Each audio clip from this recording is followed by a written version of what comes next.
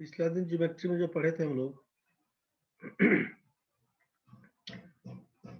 इसमें यहाँ से पढ़े थे इसके लाइन के बारे में, यहाँ पर एंगल के बारे में, इसके बाद पढ़े थे ट्रायंगल में हम लोग पढ़े थे। तो ट्रायंगल के बाद यहाँ पर पढ़ लिए थे कि अल्टरनेट एंगल रहेगा। अल्टरनेट नहीं मतलब ये एक्सटीरियर एंगल रहेगा तो दोनों इंटीरियर एंगल के सम के बराबर रहेगा।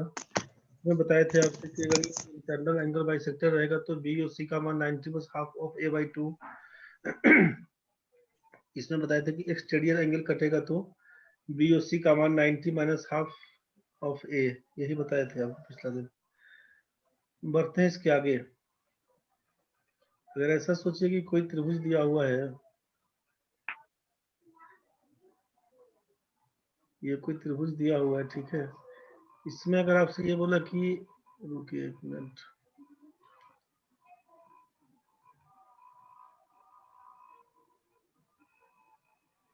शायद चलने दीजिए उसको।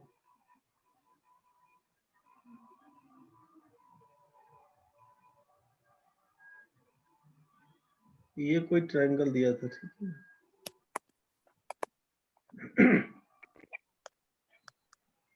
ये आपका ए बी सी कोई त्रिभुज दिया हुआ, ए बी सी कोई त्रिभुज दिया हुआ। अगर आपसे कह दिया कि अगर ए से परपेंडिकुलर हम ड्रॉ करते हैं, यहाँ पर इसको बोलते हैं ए डी, ये परपेंडिकुलर ड्रॉ हुआ, ठीक है। और ये बी ए सी जो कोण दिया है ना, बी ए सी, इसका बाइसेक्टर, ठीक है, एंगल बाइसेक्टर। तो ये सोचते हैं हम लोग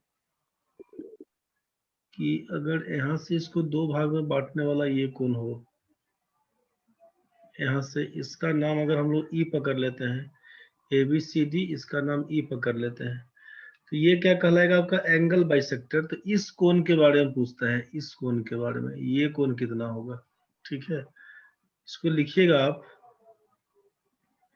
कि if A D perpendicular to B C, if AD perpendicular to BC and AD perpendicular to BC and AE is the angle bisector of angle BAC। आपसे कहा कि अगर AD परपेंडिकुलर है BC पर और AE is the angle bisector of BAC, मतलब क्या है कि ये BAE बराबर CAE बोलिएगा, समझ गए। तो आपसे पूछा गया किसके बारे में, तो पूछा गया है DAE के बारे में। ये तो क्लियर हो गया ना भाई। आपसे कह दिया गया है कि AD लंब है BC पर, जबकि AE BAC का एंगल बाइसेक्टर है।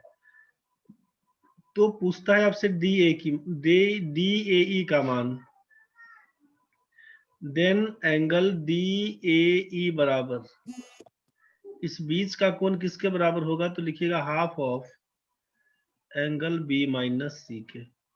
मतलब इसका मान अगर अल्फा होगा, इसका मान अगर बीटा होगा और इसका मान अगर थीटा हो, तो पूछेगा कि थीटा बराबर कितना, तो लिखिएगा half of alpha minus beta के।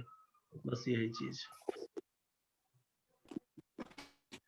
अब ये आया सर, ये आया कैसे नहीं समझे।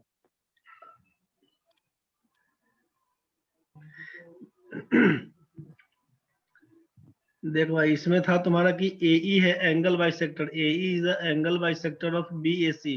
ये BAC इसको दो भाग में बांटता है AE। इसका मतलब आप बोल रहे थे यहाँ पे, इसका मतलब आप बोल रहे थे कि ये वाला पोर्शन हमारा कहलाएगा X, तो इस वाले पोर्शन को भी बोलेंगे X। ये वाला X कहलाएगा तो ये वाला भी X कहलाएगा। मतलब कौन सा X कहलाएगा, दो भाग में, मतलब BAE बराबर बोलेंगे CAE बराबर X मान लेते हैं, ठीक है भाई। तो एक बार लेते हैं इन ट्रायंगल ABD में, इन ट्रायंगल ABD में त्रिभुज के तीनों कोनों का जोड़ 180, लेकिन इसमें D का मान 90 डिग्री दिया हुआ है। तो इसका मतलब है कि angle BAD plus A B D का मान 90 बोलिएगा, तो यहीं से काम करिएगा कि बी ए डी का मतलब ये पूरा एक्स था दिया हुआ और ये थीटा है, तो इसी को हटा दीजिएगा, तो यहीं से बन के आएगा आपका कितना, एक्स माइनस थीटा। तो x minus theta plus alpha बराबर लिखिएगा 90 डिग्री, इसको पकड़ लीजिए इक्वेशन 1, और लिखिएगा ऑल्सो इन ट्रायंगल किस में, तो अब इस ट्रायंगल में ले लीजिए, एक बार तो ए बी डी में काम किए और दूसरी बार काम करिएगा किसमें, ए डी सी में, ए डी सी में, तो इसमें बोलिएगा कोण डी का मान 90, तो इसका मतलब हो जाएगा कितना कि कोण डी ए सी प्लस लिखिएगा कोण ए सी डी का मान 90 डिग्री, और इसी में मान बैठा दीजिएगा, तो क्या लिखिएगा डी ए सी का मान, डी ए सी का मान मतलब ये थीटा और ये एक्स, तो इसको लिख देंगे एक्स प्लस थीटा प्लस ए सी डी का मतलब हो गया बीटा, बीटा का मान बोल देंगे 90 डिग्री के बराबर। तो यही इक्वेशन 1 और 2 से लीजिएगा ना, इक्वेशन 1 और 2 से पकड़ेंगे हम लोग, इसको हटा देते हैं यहाँ पे, तो क्या लिखिएगा कि 1 और 2 से काम करिएगा यहाँ पर, तो x minus theta plus alpha बराबर लिखेंगे हम लोग x plus theta plus beta के, और यहीं से करिएगा कि x सब में कैंसिल हो जाएगा, तो थीटा प्लस थीटा बराबर लिखिएगा अल्फा माइनस बीटा के, और इसी को लिखिएगा यहाँ से 2 थीटा बराबर अल्फा माइनस बीटा, इसीलिए लिखिए थीटा बराबर half into alpha minus beta के। यही आपका प्रूफ है रे भाई, जो लिखे थे डी ए बराबर हाफ इंटू बी माइनस सी, इसीलिए लिखाया गया था, बस यही चीज था। ठीक है, चलिए बढ़ते हैं आगे। तो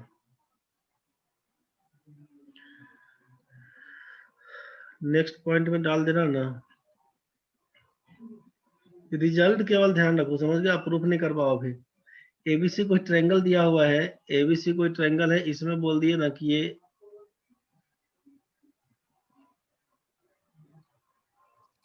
ए से एडी फिर से एंगल बाइसेक्टर ही रहेगा, मतलब ये अल्फा तो ये भी अल्फा, ठीक है। एंगल बाइसेक्टर लिखिएगा कि if AD is the angle bisector of angle B A C, that is कोण बी ए डी बराबर लिखेंगे C A D, if A D is the angle bisector of B A C, that is इतना बराबर इतना, then लिखिएगा A B बट्टा ए C बराबर हो जाएगा बी डी बट्टा डी सी के, ए बी बट्टा ए सी बराबर लिखेंगे बी डी बट्टा डी सी के, ये रेशियो में कटेगा। प्रूफ के पीछे नहीं जाना, क्वेश्चन में आएगा कि ए बी है 3 सेंटीमीटर, ए सी है 4 सेंटीमीटर और ए डी उसका एंगल बाइसेक्टर है, बताओ B D to D C कितना, तो इसको भी 3 4 पकड़ा देना, बस यही रेशियो के हिसाब से कटेगा। चलो आगे बढ़ते हैं नेक्स्ट में। ये कोई त्रिभुज दिया हुआ है एबीसी,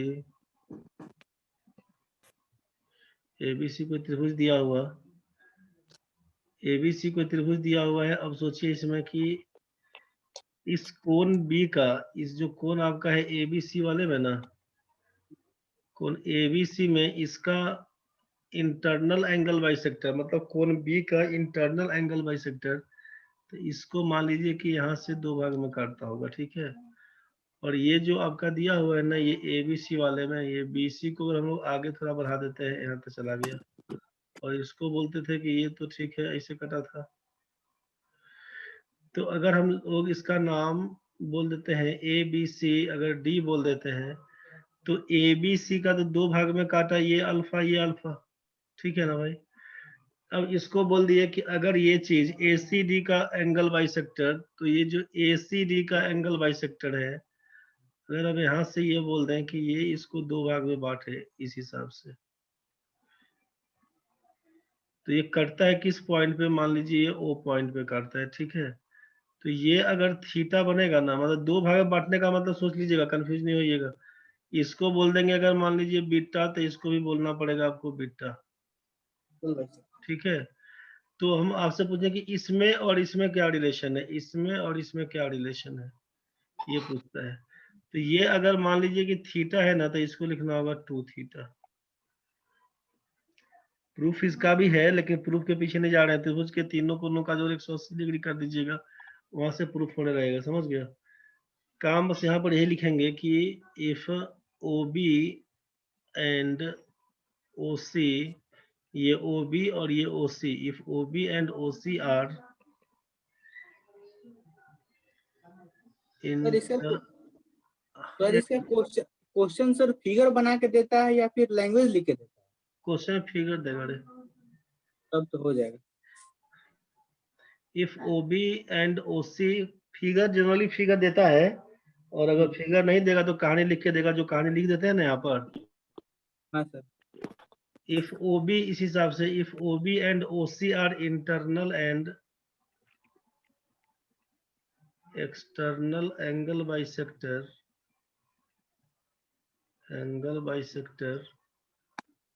ऑफ एंगल किसका, तो इंटरनल में है A B C and external वाला केस में ए सी डी, रेस्पेक्टिवली लिखिएगा। देन एंगल बी, देन लिखिएगा एंगल बी ए सी बराबर 2 एंगल बी ओ सी के। बी ए सी बराबर 2 एंगल बी ओ सी के, इसको लिख लीजिएगा।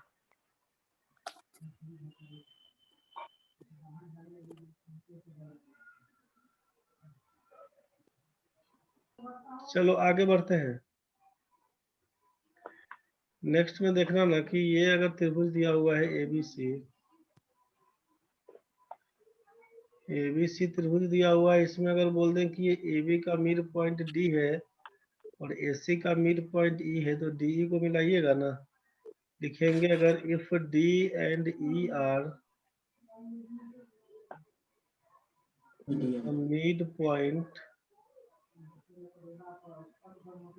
Mid points of AB and AC respectively, then लिखिएगा DE parallel to BC and DE बराबर लिखेंगे हाफ BC। जैसे इसमें क्वेश्चन क्या रहेगा, DE का मान बोल दिया कुछ, मान लीजिए 9 सेंटीमीटर दिया, BC का मान कितना, इसमें फिर रिलेशन बना कुछ देगा। अगर ये खाली बोल दे कि हाँ ठीक है, डी और ई मिड पॉइंट है AB और AC का, DE का मान 9 सेंटीमीटर, BC मान कितना, तो भाई क्या लिखिएगा, BC के मान 18 कर दीजिएगा बस। थ्योरम खाली ध्यान में चलिएगा कि D and E are the mid points of AB and AC, then DE parallel to BC and DE बराबर बोल देंगे हाफ BC के। ठीक है, इसके आगे बढ़िएगा।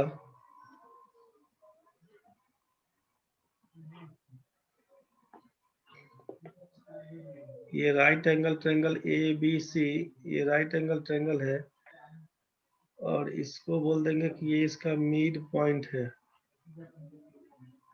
राइट एंगल ट्रायंगल है, ये आपका राइट एंगल ट्रायंगल 90 डिग्री वाला। तो अगर BD को बोल देंगे क्या ना यहाँ पे कि इफ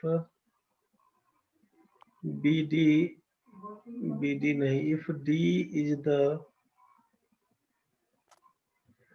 मिड पॉइंट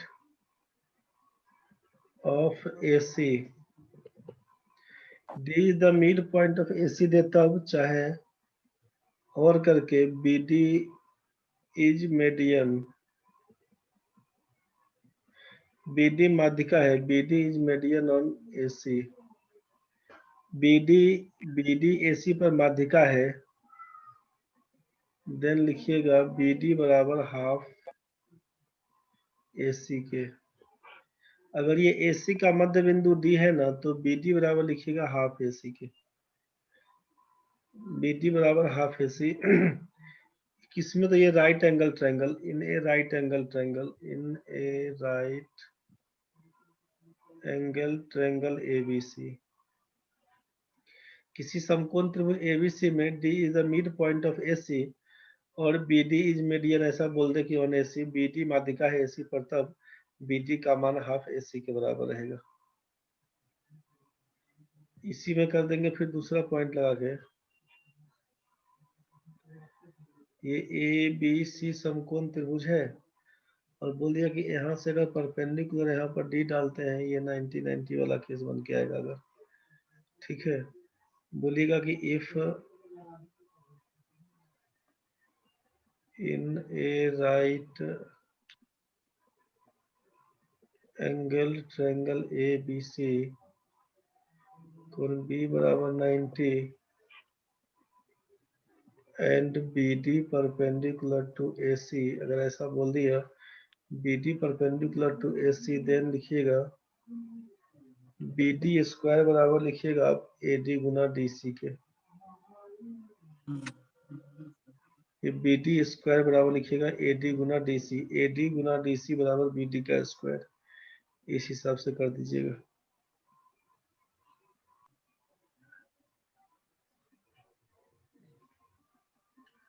चलो आगे बढ़ते हैं इसमें।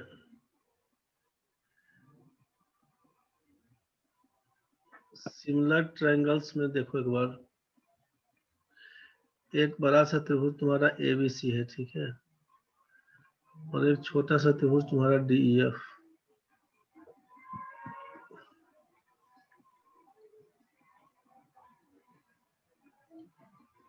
ये पी बोल देते हैं, इसको यहाँ पर क्यू बोल देते हैं।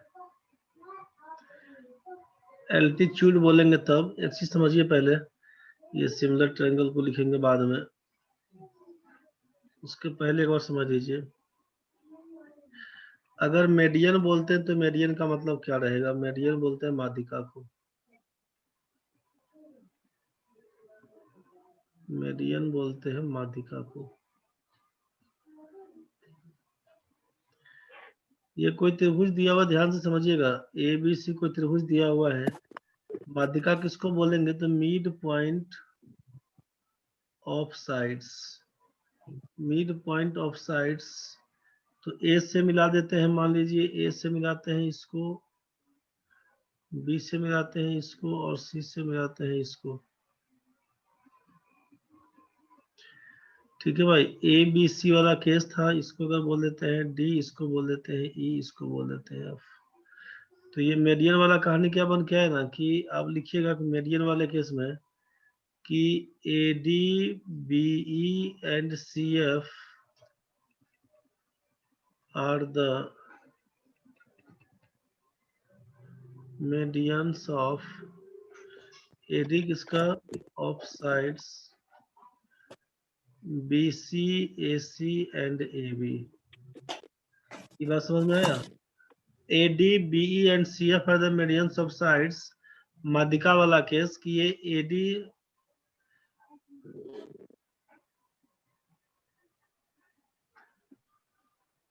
इसको बोलेंगे ऐसे, रुको, इसको बोलेंगे कि if D, E and F are the mid points of BC, AC and AB,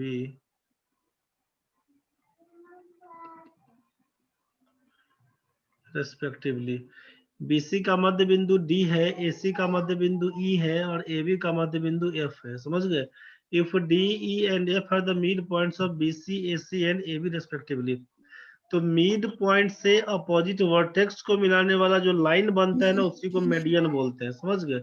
तो आपसे जब D दिया हुआ, D का अपोजिट लाइन, अपोजिट वर्टेक्स क्या है? A दिया हुआ, D का अपोजिट वर्टेक्स A दिया हुआ, शीर्ष बिंदु A से D को मिलाइएगा ना, तो ये मेडियन AD कहलाएगा। अब AC का मिड पॉइंट E दिया हुआ, इसका अपोजिट वर्टेक्स B है, तो B से E को मिलाइएगा तो एक मेडियन BE कहलाएगा। AB का मिड पॉइंट F है और सामने वाला वर्टेक्स C है, CF को मिलाइएगा तब ये मेडियन कहलाएगा। तो त्रिभुज में 3 गो मेडियन बनेगा, समझ रहे हैं ना? तो तीनों मेडियन जहाँ पे कटता है, जहाँ पे तीनों मेडियन कटता है ना, इसको बोलते हैं सेंट्रोइड। लिख दिए कि if D E and F are the mid points of B C A C and A B respectively the अच्छा mid points of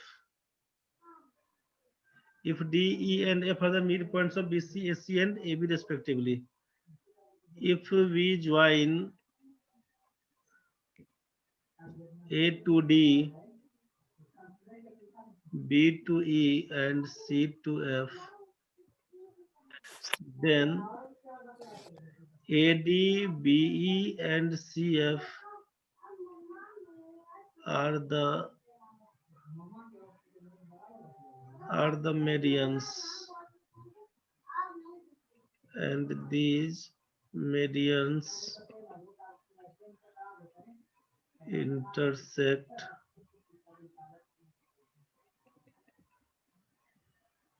each other at G. ये काटता कहाँ पर है? G पर. Then G it intersect at G. Then G is known as centroid या centre of gravity, या इसी को बोलते हैं गुरुत्व केंद्र। कहानी क्या हो गया बताना चाह रहा था, वो केवल मिल गया, पहुंच गया गुरुत्व केंद्र पर। इसमें काम क्या करेंगे, सोचिए कि ए बी का मध्य बिंदु एफ बोले थे, बी सी का मध्य बिंदु को डी बोले थे, ए सी का मध्य बिंदु को ई बोले थे। ए से डी को मिलाइएगा, एक माध्यिका ये कहलाएगा। बी से ई को मिलाइएगा, दूसरा माध्यिका कहलाया। सी से एफ को मिलाइएगा, तीसरा माध्यिका कहलाएगा। तो त्रिभुज में 3 माध्यिका है, 3 मेडियन है। तीनों मेडियन कहाँ पे कटता है? जी पॉइंट पे। तो जहां पे कटता है उसको बोलते हैं हम लोग सेंट्रोइड। और सेंट्रोइड क्या है? तो मेडियन को 2:1 में बांटता है। लिखिएगा यहाँ पर also centroid divides the medians in the ratio of 2:1। इसका मतलब क्या बना? दैट इज लिखना होगा कि ए जी बट्टा जी डी बराबर लिखेंगे बी जी बट्टा जी ई बराबर लिखेंगे सी जी बट्टा जी एफ बराबर लिखेंगे 2/1। बस यही कहानी है। कुछ बात बुझाया कि नहीं, बताओ क्लियर कर। तो मेडियन के इंटरसेक्टिंग पॉइंट को सेंट्रोइड बोलिएगा, उसी को केंद्र को बोलते हैं, गुरुत्व केंद्र बोलते हैं, केंद्र का बोलते हैं, जो बोलते हैं सब एक ही बोलते हैं। अब सोचिए कि ये कोई त्रिभुज दिया हुआ है एबीसी, ठीक है। एल्टीट्यूड से समझिए इसका, एल्टीट्यूड मतलब शीर्ष लंब। शीर्ष लंब का मतलब क्या? शीर्ष बिंदु से डाला गया लंब। ये क्या था? ये था मिड पॉइंट ऑफ साइड्स। भुजाओं के मध्य बिंदु से सामने वाले शीर्ष बिंदु को, भुजाओं के मध्य बिंदु से सामने वाले शीर्ष बिंदु को मिलाने वाली लाइन, मिलाने वाली रेखा माध्यिका कहलाती है। जबकि शीर्ष लंब के लिए कहानी है कि आप किसी भी वर्टेक्स ए बी सी में से सामने वाले साइड पर जब हम लोग परपेंडिकुलर ड्रॉ करते हैं, सामने वाले पे जब परपेंडिकुलर ड्रॉ करते हैं, ए से परपेंडिकुलर ड्रॉ कर दिया, बी से परपेंडिकुलर ड्रॉ कर दिया और सी से परपेंडिकुलर ड्रॉ कर दिया। ए से ए पी, बी से बी क्यू और सी से सी आर अगर ड्रॉ कर दिया, तो ये जहां पे कटता है ना, ये तो आपका कहलाया पहला कहानी कि ये आपका एल्टीट्यूड, यही ए पी बी क्यू और ये सी आर ही आपका एल्टीट्यूड कहलाया, समझ गए। और ये जहां पे कटता है इस आइटम को, जहां पे कटता है इसको क्या बोलते हैं? तो बोलते हैं ऑर्थोसेंटर, लंब केंद्र। त्रिभुज के शीर्ष लंब जहां पे मिलते हैं उसको बोलते हैं लंब केंद्र। मतलब आप बोलेंगे कि AP परपेंडिकुलर टू BC, फिर बोलिएगा BQ perpendicular to AC, and बोलिएगा CR perpendicular to AB। These altitudes, लिखिएगा these altitudes AP, BQ and CR intersect each other at O, then ये O पर करता है, then O is called ऑर्थोसेंटर। ऑर्थोसेंटर का मतलब बोलते हैं लंब केंद्र। लंब बिंदु, लंब त्रिभुज के लंब जहां करते हैं उसको बोलते हैं लंब केंद्र, ऑर्थोसेंटर। बात बुझाया?